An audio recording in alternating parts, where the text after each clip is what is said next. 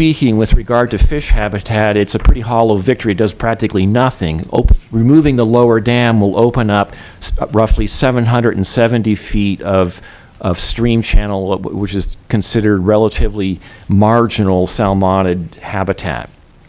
Now, removal of the lower dam, in addition to the fact that it's not going to do much habitat-wise, is not cheap. We're looking at something on the order of $500,000 to actually remove this thing and get the entire paperwork, everything, out the door, project completed.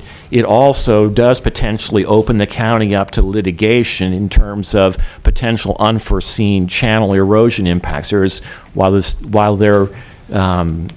There's a certain degree of accuracy in the state-of-the-art of designing stable channels. There always is some risk of something going wrong, and so there is a potential liability in removing that upper dam, the lower dam. But I think finally, the final clincher, when you look at Alternative A versus Alternative B, and you look at the mitigations that you're required to do, the only difference is that under Alternative A, the county would be required to basically create an additional 5,000 feet of off-site fish passage. In other words, remove off-site fish passage barrier that would open up an additional 5,000 linear feet of channel. That is the only difference between Alternative A and Alternative B. And when we look at the cost of how much it would cost to remove that dam, consider the potential liability you also may assume versus the cost of addressing an off-site fish passage issue, we feel pretty confident that we can address that 5,000 linear feet of stream channel far cheaper than removing the dam. And so that is the fundamental logic behind staff's recommendation to retain all three dams and to go with Alternative A as the preferred alternative. I think with that, unless there are any specific questions, again, in the interest of time, I'd like to turn it over to Frank Zotter, and he can address some of the procedural EIR issues here. To Supervisor Delbar, do you have questions of Mr. Sanford? I do, Mr. Chairman. Just a quick one. Mr. Sanford, through our 5-county efforts that we undertook voluntarily, and at our initiative, along with those of Trinity, Humboldt, Del Norte, and who am I missing? Siskiyou, how many feet or miles of habitat have we opened up since the onslaught of that initiative in '97? Off the top of my head, I can't say here in Mendocino County, but I believe over 100 miles of stream channel have been opened up within the 5-county. But in Mendocino County, do you have that number? I don't unfortunately have that number. No. But I would considerably more than the 5,000 feet. Considerably more than the 5,000. Thank you. Okay, Mr. Zotter. Thank you, Mr. Chairman.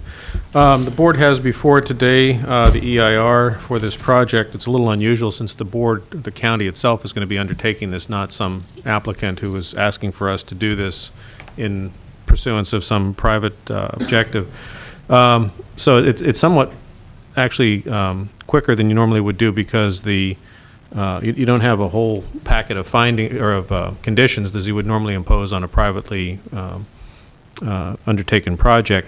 So the board basically has two actions to take today. The first would be, and we provided a resolution, given the time constraints that this matter came before the board, in an abundance of caution, since we don't do a lot of EIRs, I recommended that the board do that by resolution.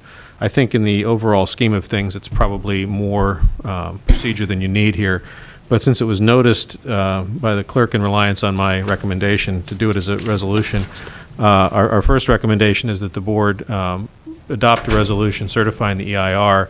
There are 3 findings in there that CEQA requires that the board make, that the EIR has been prepared in compliance with CEQA, that it's the board's, essentially the county's own conclusions. This is not, as I guess that's almost kind of a holdover. In the old days of CEQA, the developer could actually prepare an EIR and then present it for the county to certify. That's really not the case anymore. And third, that you're going to rely on this in making decisions about the project. So those 3 findings are set forth in the resolution. It's a fairly short document.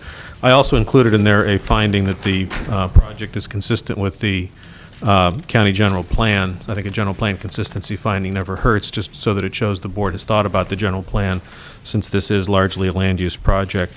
Assuming that you get at least 3-2 vote to certify the EIR as having been prepared in compliance with CEQA, the next step would then be to adopt the CEQA findings that I've provided separately, and that's a much longer document. It's almost 22 pages long, and it on the first page lists the three findings you have to make each time there's a significant or potentially significant impact identified in the EIR. The three listed A, B, and C there come right out of one of the CEQA guidelines. The first one is a finding that changes have been made in the project which reduce the impact from significant to less than significant. The second one is that other agencies are going to carry this out. We could not identify any that fell into that category, so that one is not made anywhere within those findings. And then the third one, that in certain cases, if the impact is significant, but there are specific economic, legal, social, technological, or other considerations that outweigh the potential harm to the environment. And the harm to the environment is kind of a broad term here. There's one which actually is a potential environmental harm, which is impact WQ6, which has to do with water quality. If the upper dam is sluiced every winter, which allows the release of the sediment so that it doesn't accumulate, that will create some short-term water turbidity, and that's kind of a trade-off. Either you let the sediment accumulate and then you try to get it out of there some other way, or you basically wash it further downstream into the middle reservoir annually. And I think the recommendation of the EIR was that you do that because that way you don't have the sediment building up, which would then have to potentially be dredged or something else, and you might have a possibility of another one-time massive release as happened in 2004. The other three impacts have to do with a much longer-term goal of this project, which is the removal and replacement of the middle dam. Since it was more expensive to rehabilitate that dam rather than to replace it, and the time horizon on this one is potentially out there a couple of decades, but at some point that would be the loss of an historic structure. And if that were to be undertaken, again, the loss of that structure, even though it would be with something that's potentially newer and better, would also be a significant impact on a cultural resource. So there are three findings related to those three impacts that were identified for the removal of replacement of the middle dam. The board has to make what's called a statement of overriding consideration for each of those, saying in effect that it chooses to go with the harm to the environment as a preferable result because of these other considerations, such as the benefit of not having the sediment build up in the one case and the replacement of the middle dam with something that's basically safer. So if the board adopts the findings and approves one of the alternatives, either A or B, that can be done in one motion. So basically, assuming that you were to certify the EIR, the second motion would then be to adopt the CEQA findings as recommended and to approve whichever alternative the maker of the motion wants to recommend to the fellow board members. And that would be essentially the two motions. So, Okay. Questions of the board? Seeing none at this time, I'll move to public comment and would invite speakers to the issue of the EIR and to the findings to step forward. Please state your name for the record and keep your comments to 3 minutes. Holy moly, I'm being overwhelmed here.